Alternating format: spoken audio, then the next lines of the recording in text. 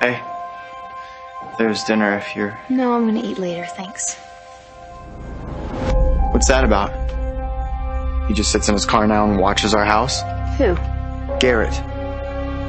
What does he want? I don't know. Close the curtains.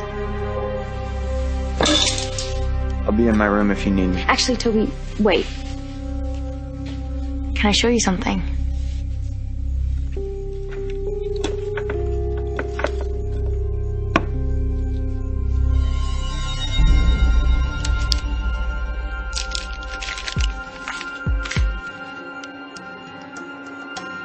How do you have this? Garrett asked me to keep it safe for him. He said it was important. Do you know what this is? No, I don't. That's why I gave it to you. It's a page from an autopsy report. What? Jenna, why would he give this to you? I don't know. But I think the police should have it, Toby. Will you take me there?